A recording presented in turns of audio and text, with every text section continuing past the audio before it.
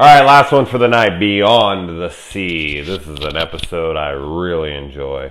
Now, Scully is having dinner with her parents here. She gives her dad a hug goodbye, and the mom behind Dana's back is like pushing him like, motherfucker, pay attention to your daughter.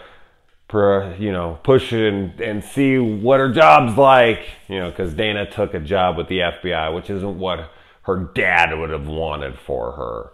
He's a military man. You'd think the FBI would have been good enough, right? I mean, I don't get that, but he's not excited about it. Then she wakes up after her parents have left, and she sees this really creepy scene where her dad's sitting in this chair, this love seat, or not a love seat, but like a recliner, or whatever the fuck. A love seat's for two people, but because I'm a loser, I think a love seat is me in my hand. Anyways, so she sees her dad, and he's just like silently. Oh, I don't know what it is about that. It's fucking creepy though, right? Oh, Jesus. So, anyways, then she gets a phone call from her mom. Mom says, Dana, your dad's dead. And so then Scully's sitting there like, what the fuck? But of course, Scully being Scully, she's probably going to reject that notion by being like, it's probably because I dreamt about my father. I mean, you could definitely push this off, but Scully being Scully, she's definitely going to do that. Now, the killer in this poses as a cop. I've said this in previous reviews, discussions, whatever the fuck you want to call these things, that I hate when people take advantage of people through their, either good nature or because they trust you or something. I don't know what it is about that. Killing people is horrible, of course, but there's something that irks me just that much more. And I guess it always goes back to like, I hate that we are so untrusting in the world, that we have to be. I hate that I can't pick up a hitchhiker because I just, like, I'm driving in that direction. Like, it would be great to just help someone out. I hate that because I have to think, well, maybe he's going to murder me. Maybe I'm going to murder him. You never know. Or like some freaking homeless person. You always think like, well, if I give him $1, he's probably just going to go buy drugs or alcohol or something. It's so jaded. I hate that fucking thought. I hate that feeling. But it's because people have taken advantage of people's good nature, their trust so often in, the shit we fill our minds with. It just kind of makes you have this really jaded look on the world, and I hate that shit. So that's one of the most frustrating things about the world to me, is how untrustworthy everyone seemingly can be in your mind. So you start to like alienate yourself and start. So I don't know. Anyways, all right, moving on. Before I ramble all fucking night about that at 3:15 in the goddamn morning. So Brad Dourif is in this episode, and holy shit, as usual. But man, this is one of Brad Dourif's. I shouldn't even say one of. He's got so many amazing performances, but his performances, this is freaking awesome. He is so good. And also, on that note, Gillian Anderson's performance in this is excellent as well. She's always good, no doubt about it, but I think she's extra great here.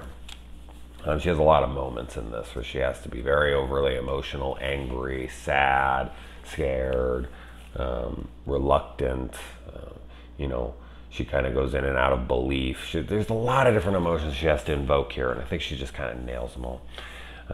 So Mulder, this episode should not have been called Beyond the Sea. It should have been called Role Reversal, because this is the episode where Mulder is the skeptic and Scully is the believer. I like that because Brad Dourif wants a stay of execution. Again, he had one before, but he wants a permanent one. He wants to be taken off death row, and he will help them with his psychic abilities that he gained the last time he went into the chair, not the electric chair, but the gas chamber chair. And so while he was there, he saw all the dead people that he killed, his family. Everyone was there, and this priest told him that he was going to go to hell and all this stuff, and all the spirits entered his body, and he was able to become a psychic from there, a clairvoyant, whatever, a medium. I don't know what the hell to call these people. But yeah, so they have to go and talk to him. And right before Mulder leaves, we get to see a NICAP hat on his coat rack, which I thought was a really cool nod to 2 episodes ago, Fallen Angel, right? In those 2 episodes? 3 episodes. Yeah, well, 3-ish. Yeah, 3 episodes ago. A little nod to Max there, which I'm still curious on if we'll ever see Max again. They said in the episode they found his body dead in a shipping container or something. It was all a cover-up, so I can't remember if we ever see him again, but I'll be looking out for him. But I like that little nod to a previous episode, a little connectivity, because they kind of go in and out of like that main storyline, like the aliens and the cigarette smoking man, all that stuff is like the main storyline, and then they'll go like the monster of the week for like 5 episodes, 8 episodes, and then they'll just kind of weave in like 1 episode that has to do with the central plot. So just seeing little nods to other episodes is cool, because a lot of these play out like individual contained stories where you could just come in and watch these episodes not knowing anything else about the show, and you'd be good to go. And we find out that Beyond the Sea was playing at Dana's mom and dad's funeral. This was playing at his funeral, but their wedding. Jesus. And Dana's just like, was my dad proud of me? Of course he was your father, you know. She doesn't say of course. I should take that back. She doesn't say, she just says he was your father, which is supposed to imply that's what she means, but she didn't answer that shit. She didn't answer that shit. So that's suspect as fuck. If I was Dana, I'd be like, bitch, you better answer me, or I'm going to be putting you in that fucking sea as well. So I got a gun on me, all right? I'm a federal agent. I'm always packing, mama. Mama. Fucking ridiculous.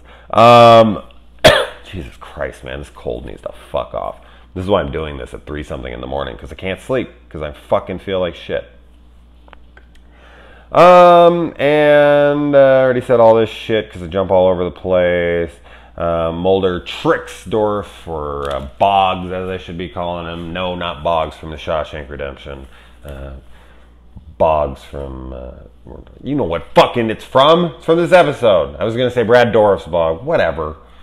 He gives him a shirt piece from his Knicks shirt or something. So he thinks it's a big lie because, yeah, I mean, Mulder is Scully in this episode. No matter what he's hearing, no matter what he's seeing, he has just already got his mind made up, because Mulder is the guy who gave the criminal profile that led to either his arrest or his, I think it was to his arrest, but later then, of course, his conviction, which put him on death row, so he's got it out for him. We get to see him call Dana Starbuck here, which I'm a big fan of Battlestar Galactica, and Starbuck is my favorite character in the new one, you know, with Katie Sackhoff. So I don't know why he calls her that. Maybe, I think it's said later, because there's more with this later, like Dana in that little boat on the dock and whatnot when she's in a coma. I remember that. It's just I don't know when that happens.